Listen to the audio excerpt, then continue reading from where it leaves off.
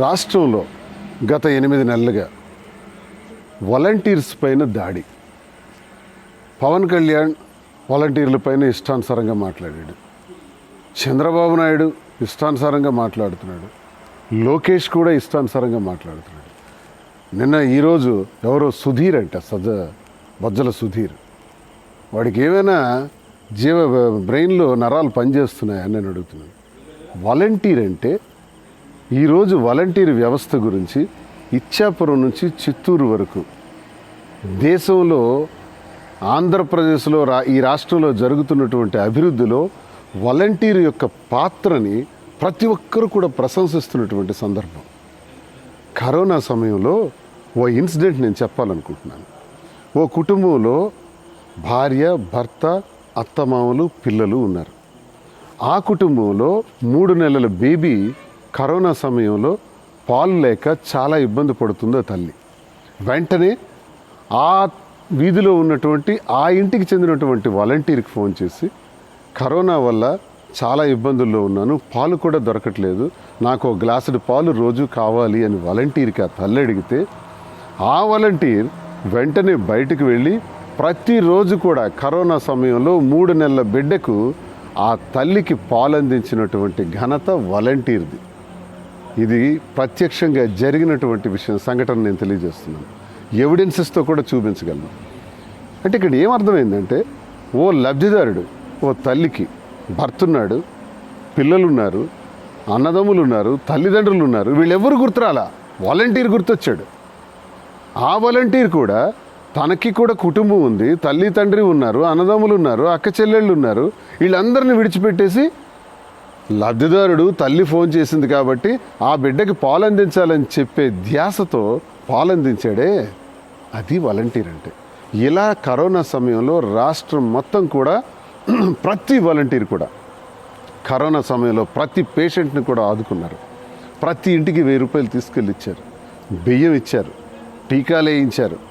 Covid సెంటర్స్కి మొత్తం రోగులందరినీ కూడా పంపించి కోవిడ్ ప్రమాదం నుంచి బయట వచ్చేటట్టు ప్రాణాలను కాపాడినటువంటి వాలంటీర్. అసలు వాలంటీర్ అంటేనే the person who works for the people without expecting any profit. లాభాపేక్ష లేకుండా పనిచేసేవాడే వాలంటీర్. అసలు ఈ 50 ఏళ్లకు ఓ వ్యక్తిని నియమించటం, ఆ నియమించిన వ్యక్తికి వాలంటీర్ అని పేరు పెట్టడం అన్నది ఒకటి ఉందే ఆలోచన. జగన్మోహన్ రెడ్డి గారి మస్తిష్కంలో ఇంత గొప్ప ఆలోచన రావటమే ఒక సాల్యూట్ చెప్పాలి. వాలంటీర్ అని పేరు పెట్టి ఆ వాలంటీర్ ద్వారా ప్రభుత్వ పథకాలన్నీ అందజేసేటట్టు, అమ్మఒడి, రైతు భరోసా, చేయూత, జగనన్న విద్యా దీవెన, జగనన్న వసతి దీవెన, ఆరోగ్యశ్రీ, వైఎస్ఆర్ ఆరోగ్య ఆసరా, నాయబ్రాహ్మణులు, రజకులు, ఆటో రిక్షాలు, ఇలా ఎన్ని పథకాలు. ఈ పథకాలన్నీ కూడా వాలంటీర్ ప్రతి గడపకు కూడా అందజేశాడు.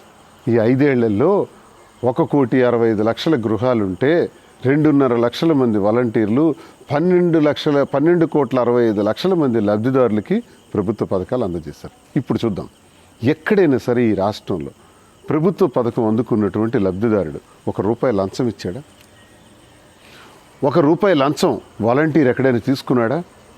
పోనీ రాజకీయాలకు అతీతంగా కులం చూడం, మతం చూడం, జాతి చూడం, జెండా చూడం, రంగు చూడం, రాజకీయం అసలే చూడం అని జగనన్న చెప్పిన మాట, లబ్ధిదారుడు అనేవాడు నాకు ఓటైకపోయినా పర్వాలేదు, నన్ను విమర్శించిన వాడైనా పర్వాలేదు, నిజమైన పేదవాడైతే, అర్హుడైతే చాలు, వాళ్ళ ఇంటికే ప్రభుత్వ పథకాన్ని పంపిస్తాను, నేరుగా వాలంటీరే వెళ్ళి తీసుకెళ్ళిస్తాడని ఓ గొప్ప కాన్సెప్ట్ని పెడితే వాలంటీర్ అది అమలు చేసి చూపించినటువంటి వాలంటీరు రాజకీయాలకు అతీతంగా ప్రభుత్వ పథకాలు అందించాడు, అవినీతి లేకుండా ప్రభుత్వ పథకాలు అందించాడు.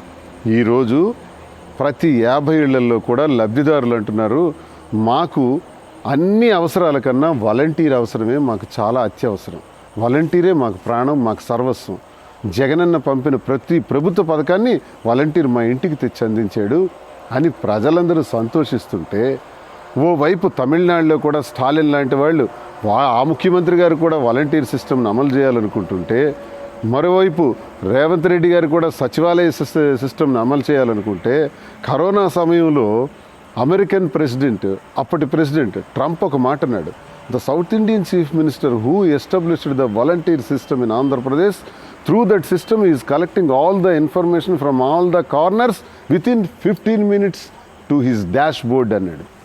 అంటే ఒక south Indian chief minister volunteer వ్యవస్థ ద్వారా ఈ రాష్ట్రం నలుమూలల నుంచి ప్రతి సమాచారాన్ని 10 నిమిషాల్లో రప్పించుకుంటున్నాడట. వై కాంట్ వి, మనం ఎందుకు అమలు చేయకూడదు?